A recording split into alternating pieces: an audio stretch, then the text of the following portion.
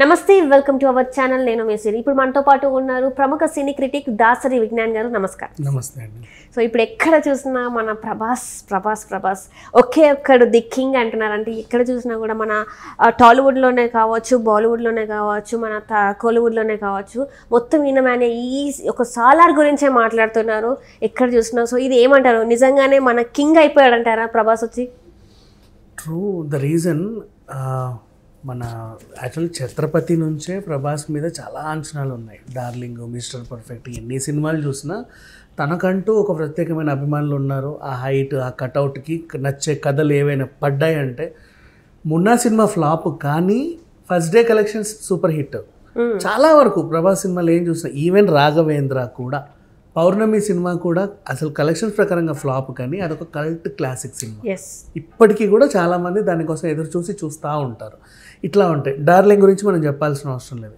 అన్నీ ఏ సినిమా అయినా సరే, బుజ్జిగాడు మేడ్ ఇన్ చెన్నై తీసుకున్న ప్రభాస్ సినిమాలు అన్నీ కూడా ప్రతి సినిమా ఎన్నిసార్లు అంటే దానికి మార్కెట్ ఎలా ఉంటుంది చెప్పనా, థియేటర్స్లో ఎలా ఉన్నా సరే టీవీలో వేస్తే ఎన్నిసార్లు వేసినా ఎన్ని రోజులు వేసినా చూస్తూనే ఉంటారు. ఎప్పుడైనా ఎవరికైనా టైం పాస్ కావాలన్నా అలా ప్రభాస్ సినిమా పెట్టుకొని చూస్తాను. అంటే ఆ మార్కెట్ ఉంది తనకి. అండ్ నెక్స్ట్ సరే బాహుబలితో రికార్డ్స్ అన్ని బ్రేక్ చేసినప్పటికీ నెక్స్ట్ సాహో ఆ స్థాయిలో ఉంటుందా అని అనుకున్నారు. సాహో ఫ్లాప్ అయినా ఫస్ట్ 3 రోజులే 500 కోట్లు వచ్చేసింది బాలీవుడ్లో, ఇక్కడ అంతా కూడా. అండ్ నెక్స్ట్ ఇదేంటి ఆదిపురుష్, మధ్యలో మన రాధేశ్యామ్ లాంగ్ రన్లో ఆడకపోయినా ఫస్ట్ 2-3 రోజుల్లోనే 500 కోట్లు 600 కోట్లు వచ్చేస్తాయి. ముందు 500 కోట్లు వచ్చిన తర్వాత అప్పుడు డిసైడ్ చేస్తారు ఇది ఫ్లాప్ అంట కదా అని. You understand? అంటే ప్రభాస్ మ్యానియా అలాంటిది, ఫస్ట్ డేనే వచ్చేస్తాయి. ఈవెన్ పవన్ కళ్యాణ్ గారికి కూడా చాలా సినిమాలు ఫ్లాప్ అయినా ఫస్ట్ డేనే ఓపెనింగ్ కలెక్షన్లన్నీ వచ్చేస్తాయి.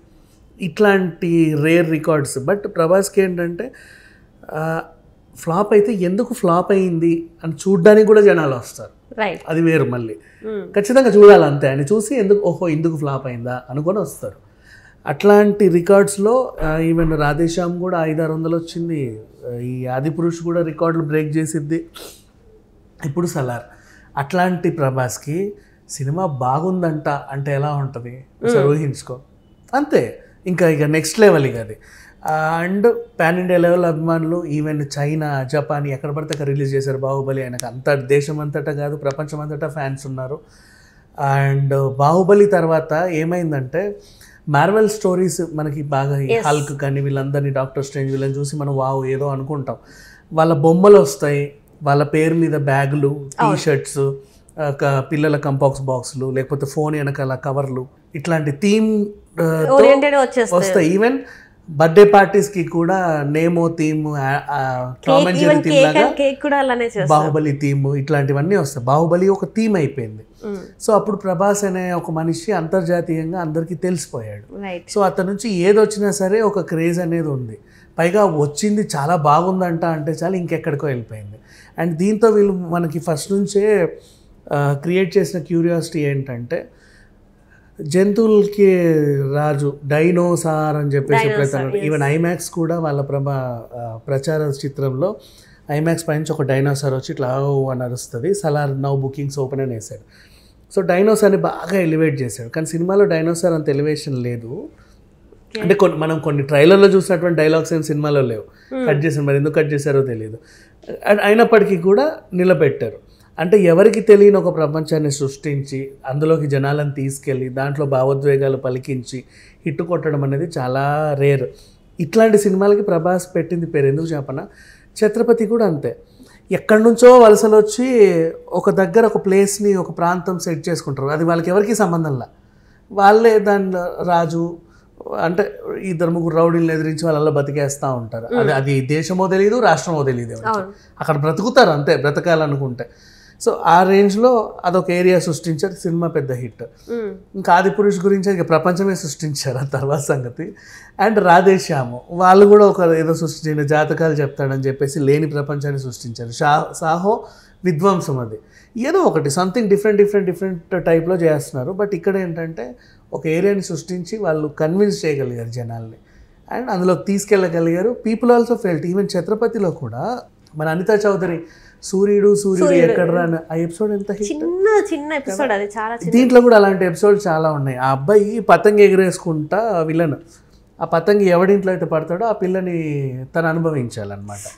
అట్లాంటిది ఒక టాస్క్ ఉంటే అతను తల నరికేస్తాడు. సేమ్ ఇది మళ్ళీ బాహుబలిలో ఆడదాని మీద చేసి నలకాల్సింది వేలు కాదు తల అంటారు చూసావా, అట్లా కూడా. అంటే గత సినిమాల పోలికలు, అంటే హిట్ ఎపిసోడ్స్ అన్ని దీంట్లో కూడా కొంచెం అటు ఇటుగా ఉన్నాయి పుష్కలంగా. సో సలార్ ఎటు చేసి హిట్టే.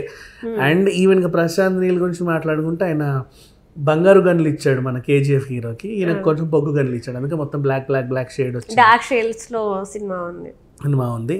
అండ్ ఇచ్చిన క్యారెక్టర్స్ అందరూ బాగా చేశారు. ఇంకొక సర్ప్రైజింగ్ క్యారెక్టర్ చెప్పాలంటే ఝాన్సీ. అసలు ఎవరు ఊహించారు. ఝాన్సీ అప్పుడప్పుడు ఎక్కడో తలక్కున మెరుస్తూ ఉంటుంది కొన్ని సినిమాలలో, చాలా రేర్గా. ఇప్పుడు మనం మల్లేశం చూసుకుంటే అందులో ఒక గెటప్, నిన్న దసరా చూసుకుంటే అందులో ఒక గెటప్, రిచ్ కోకాపేట కనకం గెటప్, కొన్ని గెటప్స్ భలే వేస్తుంది. ఇప్పుడు దీంట్లో కూడా ఆ సలార్లో ఒక టైప్ ఆఫ్ ఆ గెటప్ బాగుంటుంది యాక్చువల్లీ. నిజంగా ఝాన్సీ బాగుంది, బ్రహ్మాజీ అందరూ బాగా చేశారు. ఒకరు ఇద్దరని కాదు, ఈశ్వరీరావు కానీ హీరోయిన్ దగ్గర నుంచి. సో అందరూ వాళ్ళ పాత్రలకు న్యాయం చేశారు. ఈవెన్ పృథ్వీరాజ్ ఫ్యాన్స్ కూడా చాలా హ్యాపీ ఫీల్ అవుతున్నారు. ఇంకొకటి సర్ప్రైజ్, చిన్నప్పటి పృథ్వీరాజ్ క్యారెక్టర్ చాలా బాగా చేశాడు ఆ అబ్బాయి. ఎవరా అని ఎతుకుతుంటే మన రవితేజ గారి కజిన్ బ్రదర్ కొడుకు అనమాట. సో రవితేజ కూడా కొడుకు వరుసే అవుతాడు. సో ఆ అబ్బాయి కూడా కొంచెం తెలిసిన మనిషే. ఆడిషన్స్ చేసి మరి ఆయన సెలెక్ట్ చేసుకున్నారంట. ఇట్లా సలార్ గురించి ఎన్ని చెప్పినా తక్కువే, 1-2 అని కాదు. అండ్ ఇంకా ప్రభాస్ గురించి, ఇప్పుడు ప్రభాస్ ఇంకా కింగ్ ఒక రాజు. ఇదంటే ప్రభాస్ ఏది వచ్చినా సరే మినిమం 1000 కోట్లు 100%గా రాసి పెట్టేసుకోవచ్చు అట్లా. సో మొత్తానికి అయితే ఇప్పుడు అన్ని స్టేట్స్ లో ప్రభాస్ మ్యానే నడుస్తుంది. ప్రభాస్ ఇస్ కింగ్ అని చెప్పేసి అయితే, ఒకవేళ లాంగ్ రన్ లో ఇది కనుక 2000 కోట్ల కొల్లగొట్టిందంటే ఇక కింగ్ పాతుకుపోతాడు. అంటే మామూలుగా అయితే మనము కింగ్ షారూక్ ఖాన్ మనం మాట్లాడతాం. సో ఆ ప్లేస్ ని భర్తీ చేస్తాడని అనుకోవచ్చా? అంటే కింగ్ ప్రభాస్ అయిపోతాడు అనుకోవచ్చు. అట్లా అంటే కింగ్ నాగార్జున కూడా అంటాము, అదేం లేదు. బట్ బేసికలీ చెప్పాలి అనుకుంటే కింగ్ మేకర్ ఇన్ సెన్స్ తను వచ్చాడు థియేటర్స్లో కంటే చాలు, ఎంతమంది వచ్చినా సరే తనే నిలబడతాడు అనేది. అంటే బాలీవుడ్ నుంచి ఒక మహా మనిషి వచ్చాడు, హాలీవుడ్ నుంచి కూడా ఒక మహా మనుషులు వచ్చారు, దిగ్గజాలు వచ్చినా సరే ఎంతమంది రాని నేను వచ్చానంటే థియేటర్లన్నీ నావే అనేవాడు కింగ్. సో ఆ పేరు నిలబెట్టుకున్నాడు.